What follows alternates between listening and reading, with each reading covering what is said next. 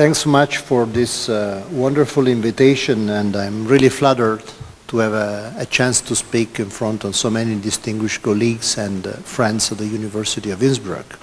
I really take this as a great opportunity to share some of my experience as the advisor of the European Commissioner for Culture, Mr. Tibor Navracic, that has allowed us in this cycle of work at the European Commission to develop this, I think, revolutionary document for the future of cultural policy that, of course, is centered on European, let's say, policy priorities, but as I will try to explain tonight, is also, I think, potentially very interesting and hopefully inspiring for other universities and partners outside Europe.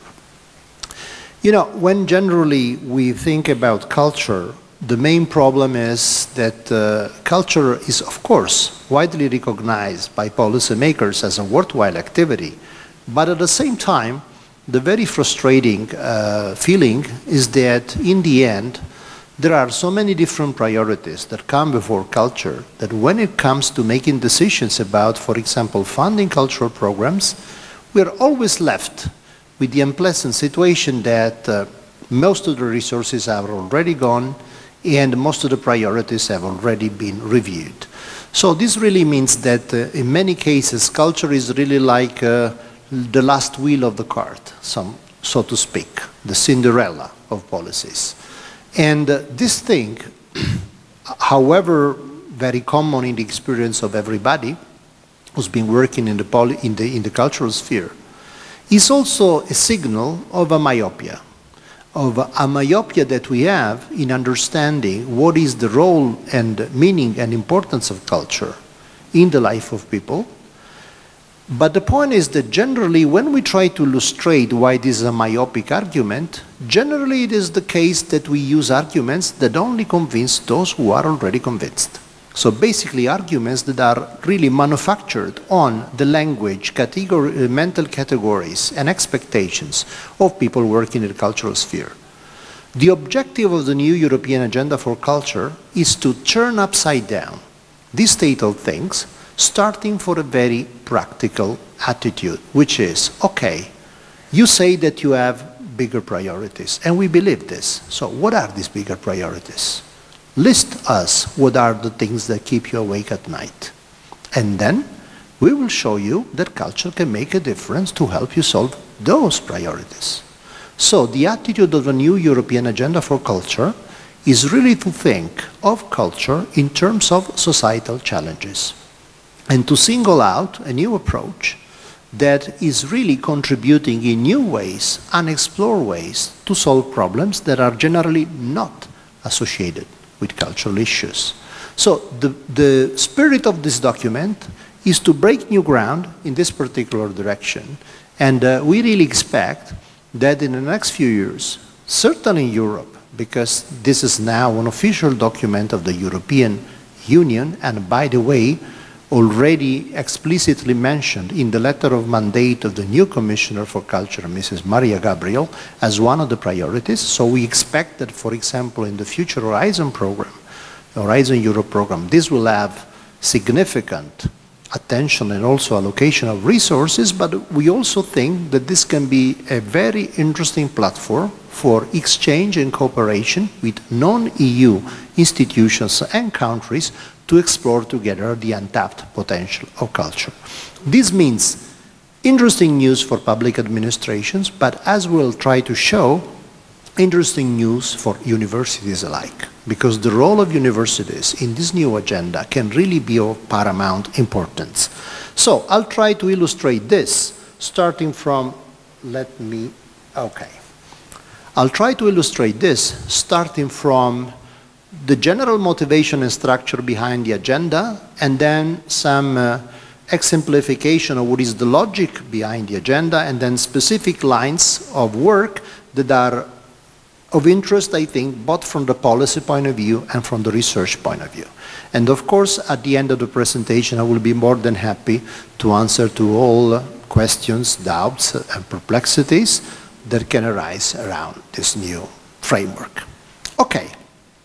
So let's start from introducing what the agenda is. What are the pillars of this agenda? There are three pillars at the moment. They are the relationship between culture, health and well-being, the relationship between culture and social cohesion, and the relationship between culture and innovation. Why have we chosen these three priorities? The reason is very simple, because these are the priorities about which we have, at the moment, the most consistent evidence that shows us that culture indeed can make a difference in tackling at least some aspects of these challenges. What do we expect to find as an extra entry for this agenda most likely in the coming years? You bet, climate change. But the point is that the evidence of climate change so far, and specifically the relationship between the cultural dimension and climate change, is not so structured, although I must say that on my personal note, my own paper that has been downloaded the most, and it's actually the #1 downloaded in the journal, it was published in the whole journal, is a paper that relates cultural participation to the efficiency of waste recycling. So there is some scant evidence. We really hope to build much more on this in the next few years. In particular, we speak of cultural crossovers. For anybody who is in biology or has any connection with biology, of course, this is very telling. Generally, economists, when they have to make these unlikely connections, think and speak of spillovers, so unintentional connection between different faraway worlds, for example, like culture and health. But we speak of crossovers in this document because we are underlining the fact that there can be intentional cross-contamination between these fields that can really open up new possibilities, exactly like in biological crossover, you combine genetic material to generate new individuals. So this is, I think, a particularly stimulating perspective. To really appreciate what is the rationale of the agenda, I have very briefly to point out one thing that is very useful to also to locate, in some sense, culture in the broader context of policy design. When we think of culture, we generally have an idea that, for example, culture is very important from the society point of view, but is a heavily subsidized activity, is not really contributing so much to the economy. There are so many different controversial points about this. The point is that when we speak of cultural production, and by cultural production I really mean things like writing books or creating movies or paintings or video games or fashion, just name it, all the aspects of creative activity, these activities fall into three different regimes of cultural production that have very different characteristics, and they are historically determined in a very strong way. They are the Patronage Regime, that for Europe is basically the regime that we have in mind all the time when we describe how culture functions, because of course culture has been patronized throughout European history, and this regime in particular has important characteristics like the distinction between highbrow and lowbrow culture that is basically European, the notion of culture as a form of spiritual cultivation, and the lack of industrial organization because this regime emerged before the Industrial Revolution. Then you have the culture and creative industries that have emerged after the Industrial Revolution and have been, of course, subject to the global leadership of the United States and still flourishing today all over the place. But interestingly, there is a new emerging regime that is called open communities of practice, or however you can call it, that is basically the product of the digital revolution, in which something new is happening that is of particular importance for our topic of tonight. The fact that, unlike patronized culture, and unlike culture and creative industries, in which we have a clear distinction between a small pool of creators and a larger and larger audience that accesses this kind of contents, we have today a blurring of the roles of producers and users of content. So we are for the first time creating a sort of ecologies of meaning in which everybody can be potentially involved, not only in a passive role, the audience, but also in an active role. The societal consequences of this are enormous, and we are just starting to assess them. At the same time, this is the real engine that can explain to what extent we can imagine a truly generalized possibility to tap into the developmental potential of culture in the current age. The point is that, of course, we are full of doubts and uncertainties about the societal impacts of digital platforms. Somebody could even say, I mean, they can even be detrimental, for example, for people's mental health. I can reassure you, the first longitudinal study has been published that established that to the current state of knowledge, there are no serious concerns about the mental health of people exposed to digital platforms. But although longitudinal studies were not available, it can be reassuring to feel that the same kind of concerns were levied when we introduced novels, or when we introduced cinema, or where we introduced basically whatever form of human expression that was not previously known. So this is a recurrent dynamics, but we have also reason to be reasonably optimistic about the future. Okay. The very important aspect is this. For anybody who's interested in culture, generally, if I tell you that there can be a significant relationship, for example, between culture and health, the primary reaction, especially of some cultural professionals and creators, could be, well, that's perfectly possible, but if you are focusing on this as the main concern, you're basically instrumentalizing culture. Culture is not about this. Culture is not about making people healthier. Culture is about elevating people, because this is basically the aesthetic mode that is quintessential to the patronage model. Culture is about culture. It's about the fact that I propose you an ideal model, and this ideal model can be appreciated, can be criticized, but it's basically under the conceptual and aesthetic supervision of the artist or the creator. And this is a perfectly legitimate approach. But the point is that every different cultural regime is bringing a different aesthetic mode with it. For example, think of culture and creative industry. There is clearly a clash, for example, between blockbuster movies that are immensely loved by audiences, but not particularly loved, for example, by movie critics that have very demanding standards in terms of the history of cinema.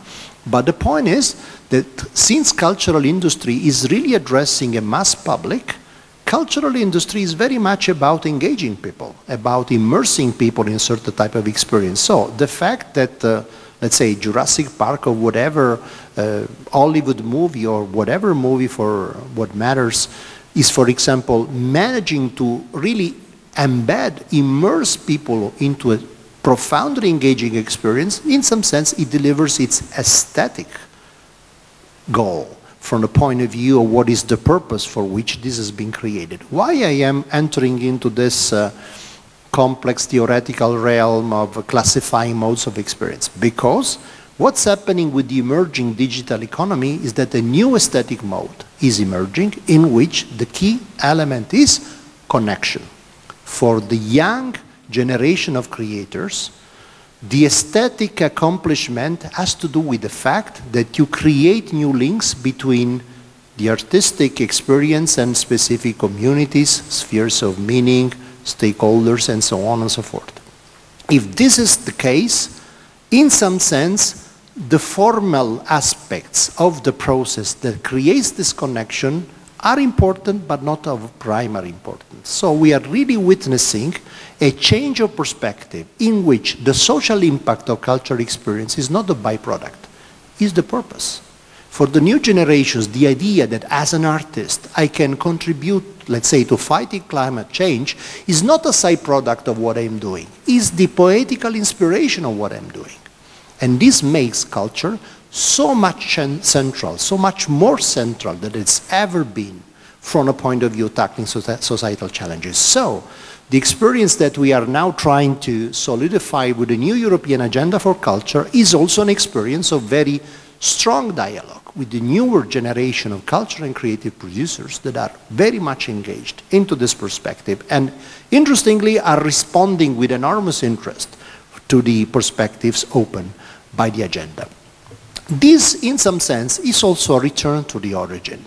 Because, well, you know, a few years ago, a Nobel Prize in economics was awarded to visionary economists working on the idea of nudging. The idea that you can gently push people into doing certain types of things that are beneficial for their well-being, or more generally for even for the public interest, by, let's say, paternalistically manipulating them, okay? Think of culture from this different perspective. What is culture all about? Look, for example, at this slide. Greek theater. What was the strong motivation behind Greek theater? Entertaining people? Not at all. Greek theater was a platform of public deliberation that used in a very powerful way the behavioral programming behind our emotions that created an extremely strong emotional peak and focus on issues of paramount public interest to spark a process of collective decision making. And this is today widely documented. So, culture has been doing for millennia exactly this, inviting us to look at what happens around us in a different way, using the very complex grammar of our emotions and our cognition to incite certain types of behavioral reactions. Sometimes this can be used for bad. As we know, for example, all autocratic powers have used culture massively to oppress people or to limit strongly the perception of people on some certain topics. But at the same time can be an extremely empowering and liberating resource. And this is exactly the potential that we have to rediscover. Certain types of issues that are very difficult to attack through traditional policy approaches can become extremely sensitive to a culturally founded approach that can, in some sense, change completely the logic of what we generally think of trade-offs, transforming them into curious forms of win-win. And I will be very specific because these are examples of what the agenda is really trying to accomplish. Very quickly, I don't really have the time to go into detail about this, but I also want to stress a fact that in the new agenda for culture, there is a huge space for the humanities. As university professors, we know what is the difficulty today with the humanities. They have a very bad press, especially from the point of view of the occupational perspectives of our students engaging with the humanities. But the point is that when we start thinking seriously of culture as a form of behavioral programming, the humanities have an enormous edge in helping us not only understanding what's happening, but also in thinking of interventions that change things. In particular, I don't really have the time to, as I said, to go into detail, but what we are learning today, for example, from neuroscience, and in particular in this case from cognitive and affective neuroscience, is that our decision processes, our sense of reward, is much more complicated than, for example, how economists, as an economist, I can self-criticize myself for this.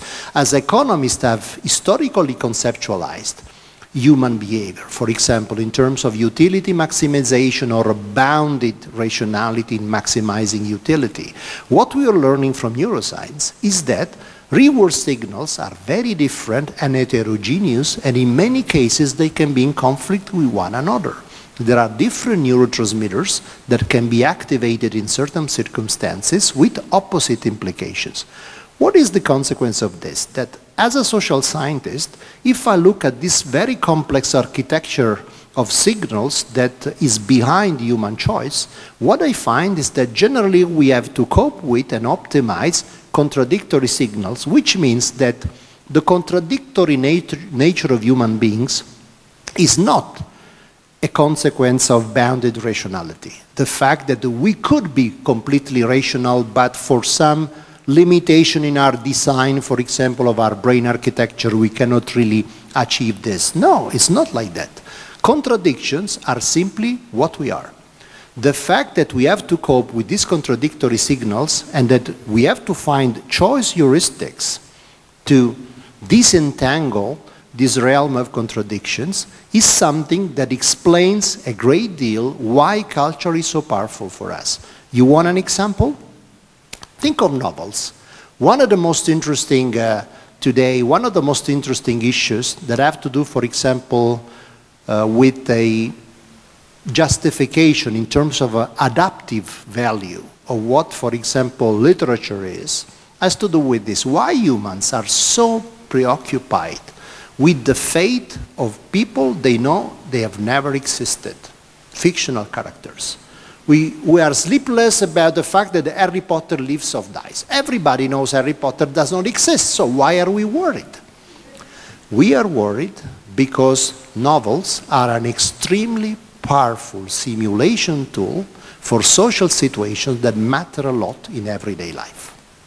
And in particular, the fictional characters that really work because they are representative of aspects of our humanity that really tells us a lot, to the point that we keep on repeating the same fiction century after century without losing interest in these characters. What kind of characteristic makes a character really interesting? The contradiction that they have. Because if these characters are, let's say, one-dimensional, one-sided, we lose interest immediately. Because it's not a real person, come on. I mean, in some sense, novels are people with problems. If problems are not relevant enough, there's no novel, in a sense. So, what is the point? These contradictions that we crave so much about in our consumption of fiction, that we know can be really addictive, in the good sense, fortunately, is the fact that we learn a lot from these contradictions. And why we learn a lot from these contradictions? Because we are contradictory all the time. So from a social cognition point of view, we are understanding that the kind of culture that we produce, the kind of fiction that we produce, tells us a lot about our own nature. And in particular, about the complex architecture of decisions that is out there. So what we observe today is an incredible correspondence of findings from neurosciences, very hard science, and from the humanities in terms of why we are so interested in these weird dimensions, for example, like fiction. So this is the point. We are going towards a new synthesis in which the insights from the humanities and the insights from the social and biological sciences can really converge once we understand one of the most important reasons why culture is important to us, the fact that it's so deeply connected to our behavior, to our behavioral change patterns, and to our basic existential issues, that is, finding choice heuristics through our sea of contradiction that is constitutional of human nature. As a consequence of this, we can really start thinking of aspects like, for example, cultural participation, engaging people into doing things from a completely different point of view. When you really create situations in which meaning, the prospect of meaning is really relevant to people, you can have people doing whatever in terms of investment of time, energy, attention, you name it, once they understand and recognize that this meaning is really something that matters for them. Think, for example, of what's happening today with, for example, the first examples of social gamification. And you understand that you can convince people, let's say, spend countless hours to solve together issues like, how can I make the street more accessible for people with wheelchairs? Once you put it into the right system of incentives in terms of gamification, so collective problem solving, that has to do with meaning, because basically gamification is just another incarnation of these forms of social problem solving that goes through a cultural experience. In particular, whereas the traditional forms of participation in the patronage era, co-optation, literally, welcome to the museum, but there is this big threshold to be crossed, and for many people this is still so much intimidating and they don't cross it. And in the case of culture and creative industry, welcome to the cinema, but do you have the money to pay the ticket? Because otherwise you're not so welcome in the end.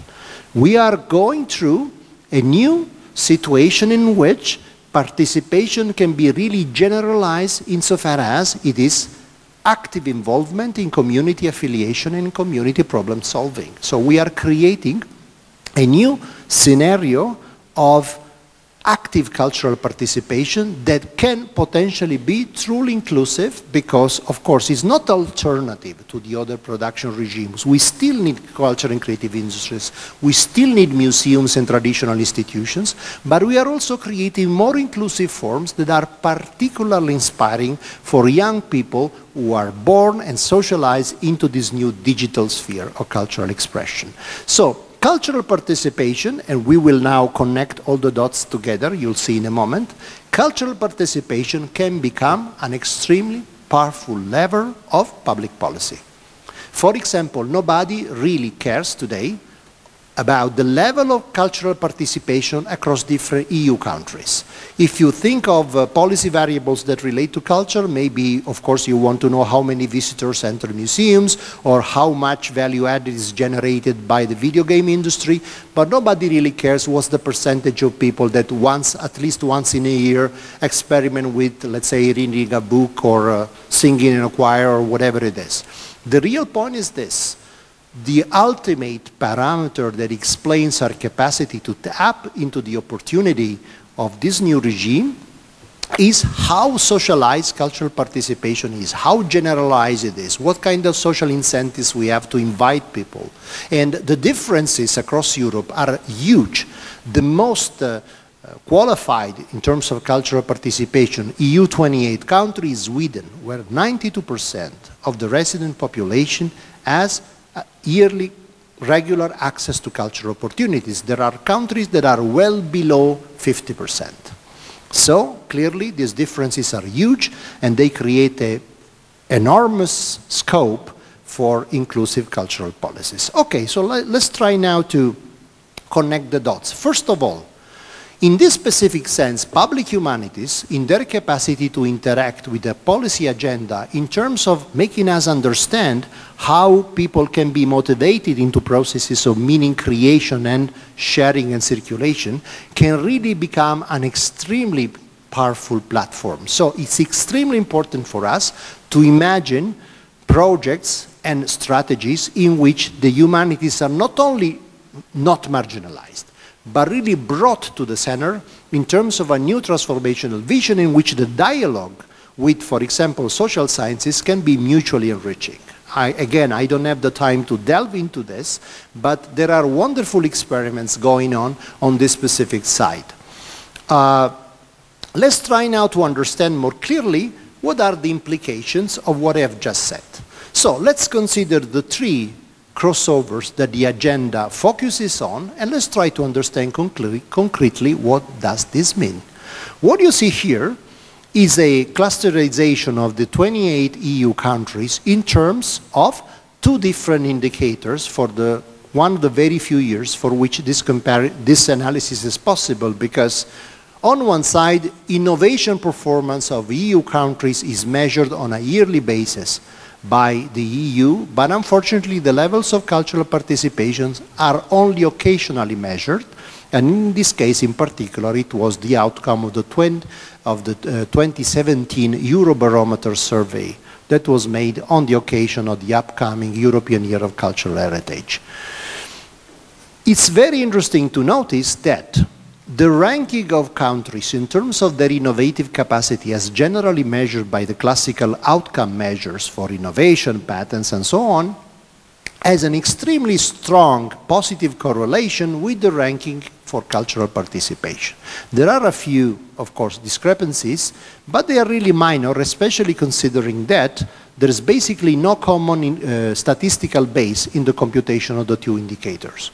Of course, we know that correlation is not causation, but it's interesting that these two different rankings reflect more or less the same order. What could be the concept? What could be the, let's say, underlying force at work here?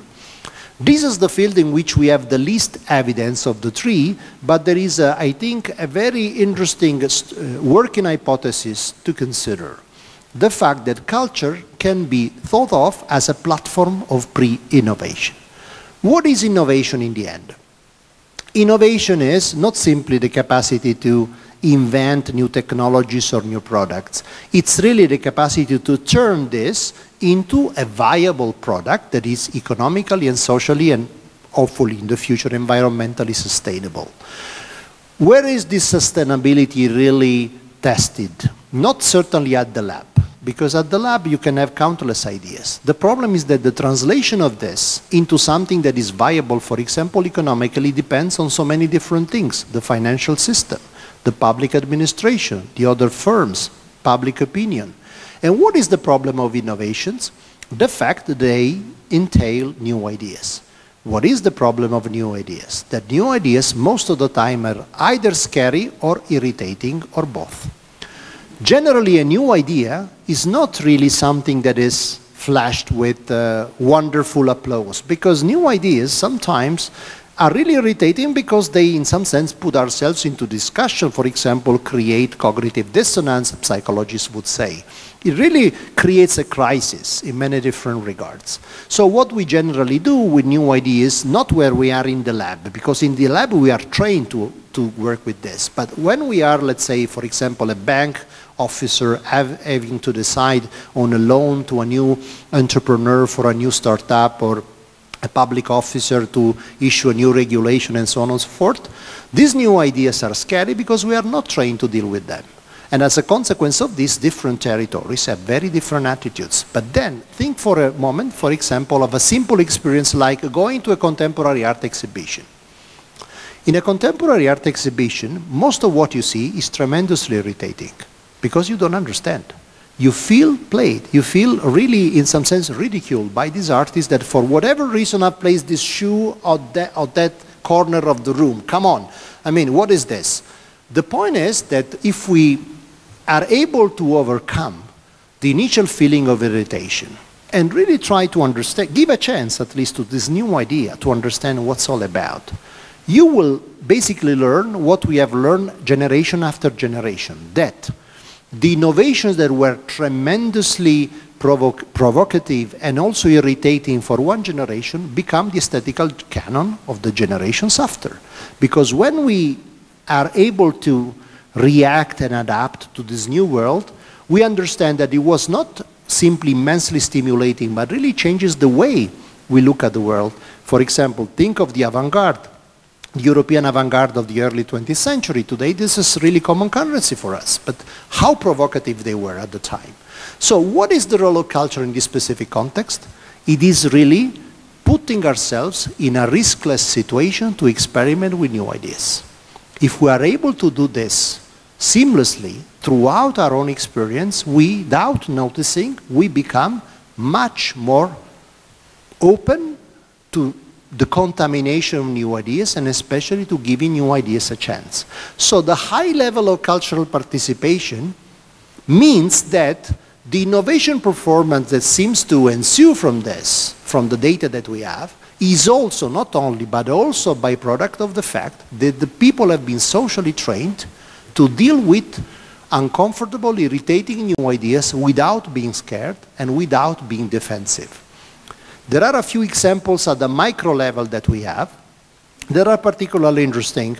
For example, it's interesting in this case, this is a company up on the hills above Vicenza in Italy, Bonotto, that is particularly interesting and nicely connected to Austria, because in this company there was a history of avid collecting of Fluxus art. So Austria in this case plays some role.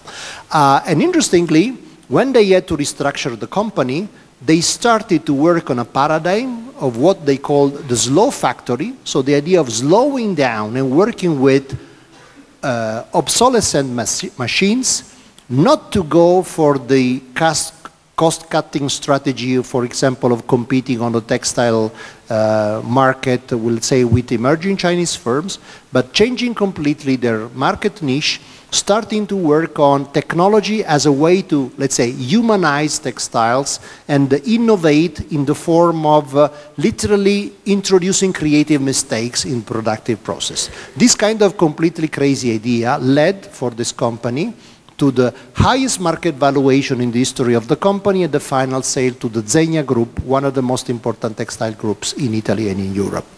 In another case, another company that started introducing working between factory workers and artists during work time, paid work time, to experiment with micro-innovation in another sector that has to do, in this case, with kitchen apparel, led in the comparison between the 5 years before and the 5 years after the introduction of this experiment to 4 times more ornamental patents and 2 times more technological patents, simply by enabling workers to think creatively in a different way.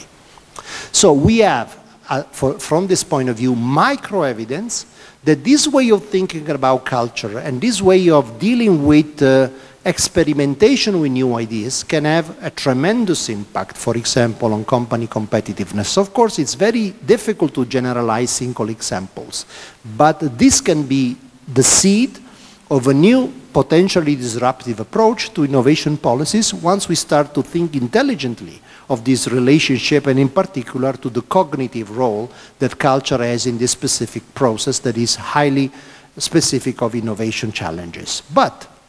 And of course there are many different mechanisms from the research point of view that we can consider: cultural evolution models, proximity effects, social incentives. So there is a huge, by the way, space for research, groundbreaking research in this particular field at the edge between social sciences, business, and economics, just to name the obvious suspects, but not the only one. But let's consider another field where the evidence is overwhelming. Contrary to the former one, here really we have a rich and burgeoning literature today. The relationship between culture, health, and well-being.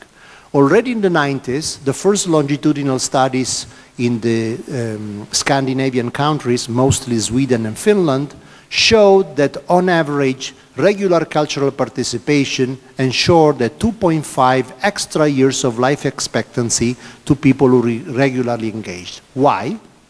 For many reasons, but one of the most important is that in the crucial passage, the transition between the work life and retirement age, what happens is that people typically experiment a collapse of their social relationships and a collapse of their cognitive stimuli. This unfortunately paves the way to so many different pathologies, or exacerbates the effect of pathologies that are already working on their own. So that was a first point, but a second point that has emerged from the more recent literature is that not only it's a matter of life expectation, it's also a matter of quality of life.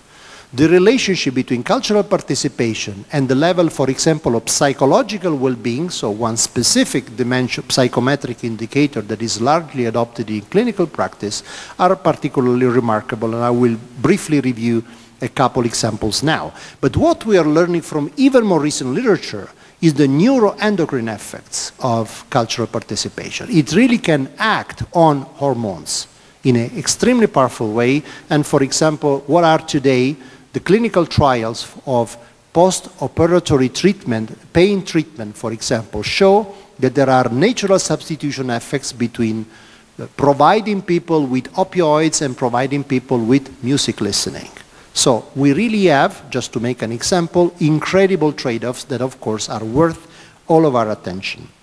What you see here is the effect on the level of psychological well-being, general psychological well-being, an indicator that ranges from 0 to 110 of regular listening to classical music. You have to realize that a couple points different on the scale is huge. What you see here is a 12-point difference between people who never listen to classical music and people who listen to classical music concert more or less once a month. This is enormous.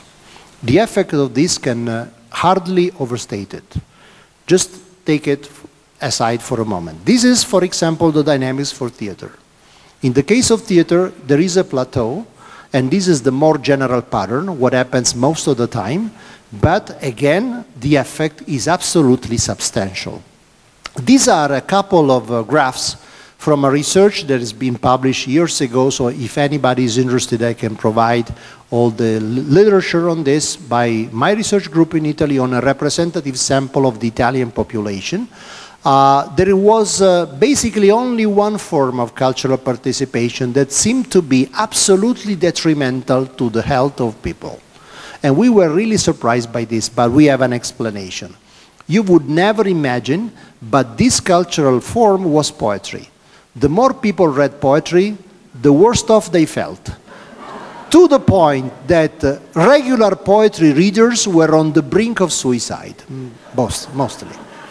In this particular case, this is the effect certainly of a small sample effect, because unfortunately in our representative sample, the actual number of people who read poetry was so small that, of course, the significance of this particular result was statistically completely blown. So to vindicate this, now we are about to launch at Harvard a poetry study, where we really have a serious population of people reading poetry against the control, and we really want to see whether, if we abstract from, let's say, the biographies of a few people picked at random that can be depressed on their own, and of course if you are depressed, reading poetry can be an option, but if we have a wider population and we, of course, modulate various possibilities like poetry reading alone or in public and so on and so forth, we want to vindicate poetry as something that can actually contribute to psychological well-being. But these effects are even moved to the neuroendocrine level when you consider, like in this case, again, this is just a graph from another published work, in this case, a visit to a heritage site, in which we measure before and after the visit the level of psychological well-being and the level of salivary cortisol. Salivary cortisol is, of course, one of the most important biomarkers of stress, and it has a circadian cycle. So it varies spontaneously across the day. But we were able, in this case, on a relatively small sample, but this is just a first stab at the issue, to show that, for example, the advantage of visiting this particular heritage site was creating, with some modulating variables, an effect on psychological well-being, of course, but also the level of salivary cortisol that was significantly beyond what could be expected on the basis of the simple circadian rhythm. So what are the consequences of this? Think, for example, of, let's say, elderly people on the brink of retirement or already retired, in which, of course, there are huge problems from the point of view of social disconnection and so on and so forth. What happens in our welfare societies today? That elderly people tend to do what? Tend to medicalize and hospitalize a lot, not only because they are ill, of course they are, but at least in some respect, also because they are scared, lonely, or alienated by the fact that in some sense they are cast aside. So, imagine, for example, a program of active aging in which you consistently, across a specific cohort, offer people a possibility of cultural participation, like singing in a choir, or dancing together, or tailoring specific activities like, for example, at this commonly done today, social theater for Alzheimer patients. What will be the consequence of this? Imagine, and this is an extremely prudent estimate, imagine that we can cut by 5% the level of hospitalization to this cohort. What will be the macro consequence of this is huge. You are saving money, you are improving the well-being of people, and you have all the money that you need to finance all the culture you want, plus something else to do other things. So what happens when you really start considering the transformational dimension of culture, for example, on psychological well-being and health, is that some things that seem to be dilemmas become win-wins, as I said. In this specific case, you can save on resources and improve the well-being of a target population by changing completely the terms. I am not saying, of course, that you can solve whatever health problem through culture. It would be crazy to say this. But what I'm saying is that the marginal gain that we have from a systematic application of this kind of approach can be already so huge to completely revolutionize some of the apparently unnegotiable constraints of certain welfare policies of ours.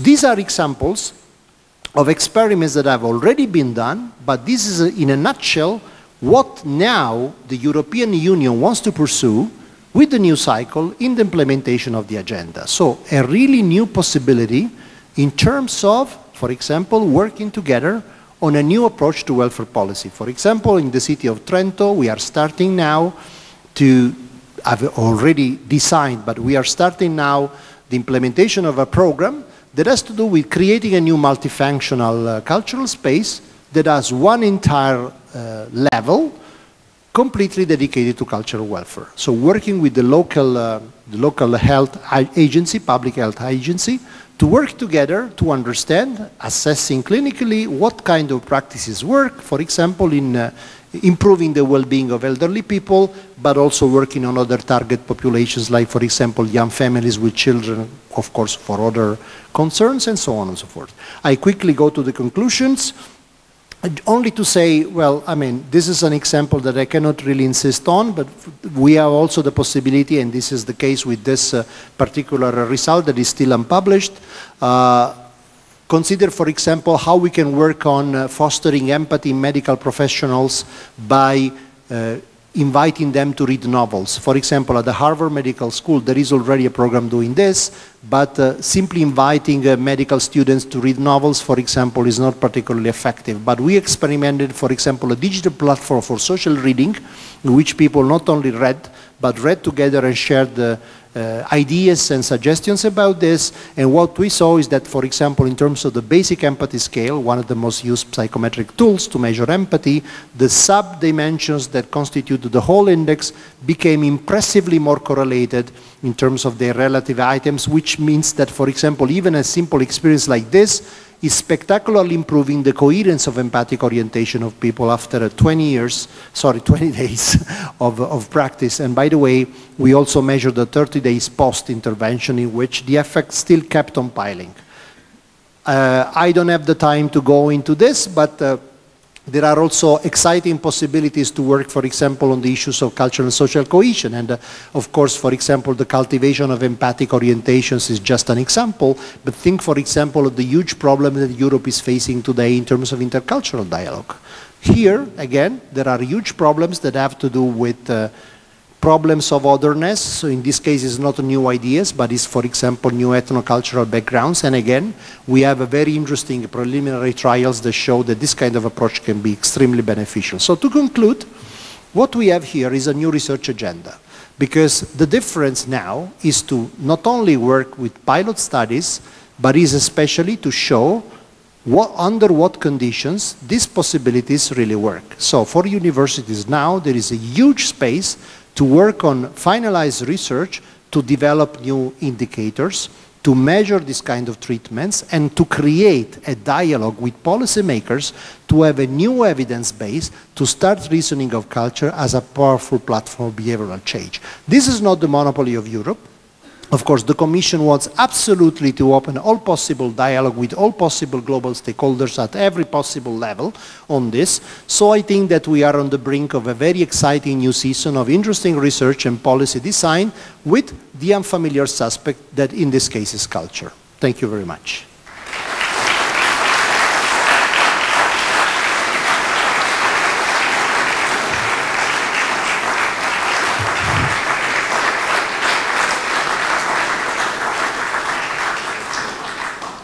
Thank you very much, Luigi, for this extremely interesting talk. I'm pretty sure there are some people in the audience that would love to argue about poetry and other things you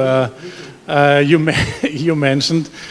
We have some time for a Q&A session, and I have a microphone here, so please show up if you have a question and want to start a discussion. I mean, there are a lot of questions on the table, obviously. Yeah, very back, wait.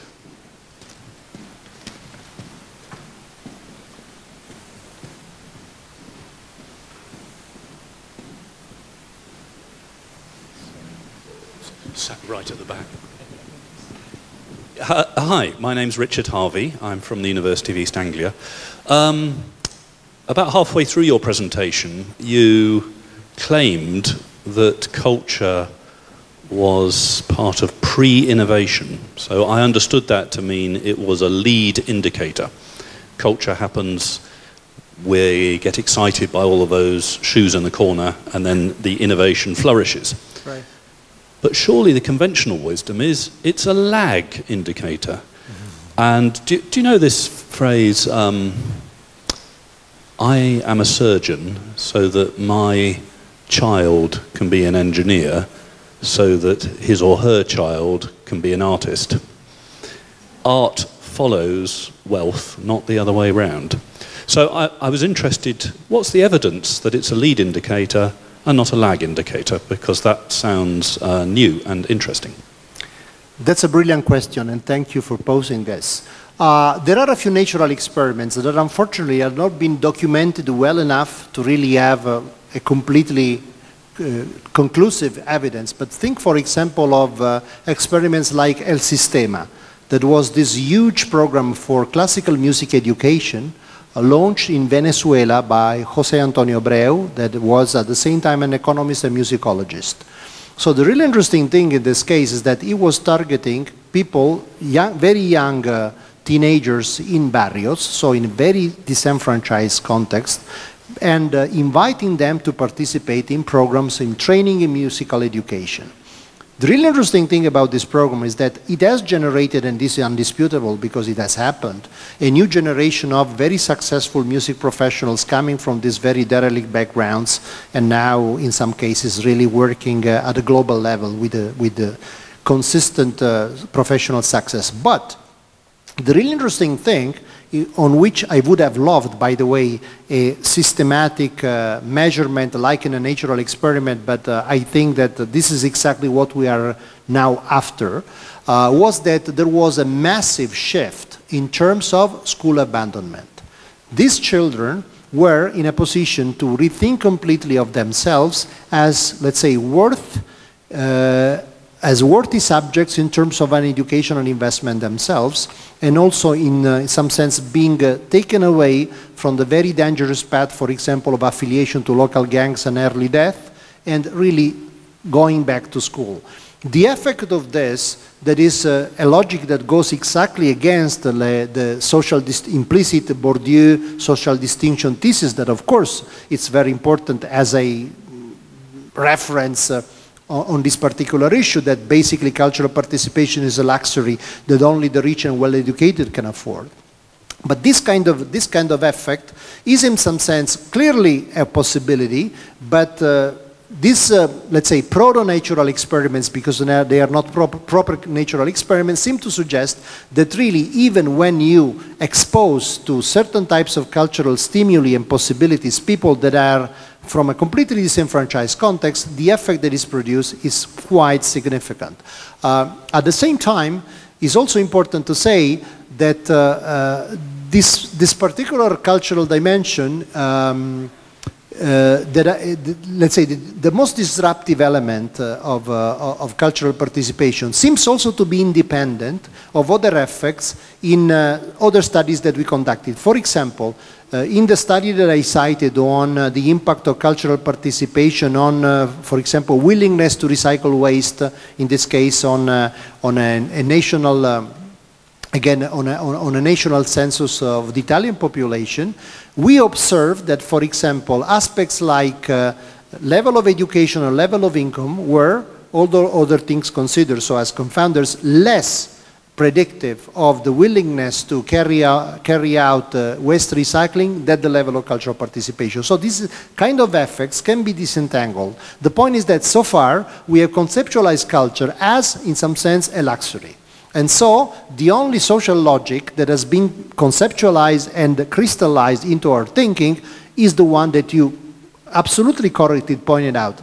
And certainly certain types of effects are working at that level. What I am suggesting is that we start to have some pieces of evidence that other kinds of effects work, and in particular they work for the most disenfranchised.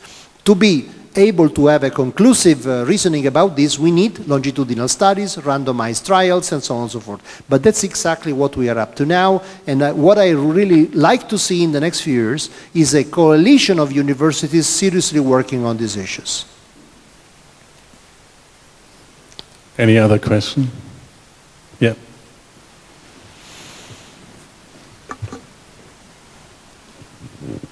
I'm Leslie Cormack from the University of Alberta in Canada, and thank you very much for this. As you were talking, I thought of the interestingly different aspect of this question in Canada, which has especially to do with the Indigenous population. and who have systematically lost their culture over many generations. And there is some very interesting early research that shows that indigenous people who have gained back their language and their culture actually have a reduced rate of tuberculosis. So this is a very important aspect of this that I think really shows what you're doing is on the right track. And we need to be doing more of that because our indigenous people really have worse health outcomes, have lower life expectancies. And so this is more important, or at least as important as many other political and social changes that need to be made. Thank you so much for this comment. Actually, some of my early work on this field has been in Canada, because I worked a lot with Van City Capital in Vancouver, especially on the issues of social inclusion and cultural inclusion in downtown west versus east side in Vancouver. And we have created now, it's been opened early January this year, a new cultural facility in the downtown east side in Vancouver that was exactly designed to enable First Nations to have a proactive cultural participation approach targeting exactly this kind of issues. So, for example, an ongoing experimentation there at the level, in this case, of public-private partnerships, so between the city and Van City Capital, is actually underway. So Canada in particular, I think, could be a very, very interesting field for experimentation, because clearly there are well-recognized issues that could be tackled there in ways that conventional strategies probably would not be able to pursue. One last question, yes. We have another mic? Okay, go ahead. Okay, a short question. If I've been to Innsbruck University, you have this very broad notion of culture. What would you say is not part of culture? Thank you very much. This is, of course, the question all the time. So we could have an endless discussion about what is culture and what is not. So what we did was to concentrate on, let's say, a consensus subset of what is culture. So we basically consider forms of cultural participation that are unquestionably recognized as such. So, I mean, I could make the list, but there are the non-industrial sectors like visual art, performing arts, heritage and museums. Then there are the 5 cultural industries: cinema, music, radio, television, video games, and cinema, music, radio, television, video games. Oh, there is a 5th, publishing, sorry. Then there are the creative, the creative sectors, so in this case, fashion, design, industry of taste, communication, architectural design. So, you know, these kind of sectors clearly are part of what is a cultural consensus. Then, of course, there are huge differences across different countries. For example, in the national poll, the Eurobarometer, in the Eurobarometer report 2017, for example, a majority of Swedish people answered that gardening was culture for them. In other contexts, this is not the case. Of course, for the Japanese, ikebana is culture, and for other countries, this is not particularly focal activity. So the point is, we could endlessly dispute about this, but certainly certain activities are universally recognized as such, and to avoid this kind of pitfalls, for the moment, this is where we are concentrating on. But clearly, in intercultural research, we should be very careful in also recognizing, acknowledging what are significantly recognized as cultural experiences by different cultures. Eva Lavric, University of Innsbruck. You gave some very interesting examples of participative cultural projects aimed at those people that are not part of the club, let's say. And I'm just curious to hear some more examples. Yes, no, this is an extremely interesting field. I think it's one of the most transformational fields in policy, and sometimes even, for example, contemporary art practices today are very good sources of both good and bad examples. I will not cite the bad examples here. I will focus, for example, on the good ones.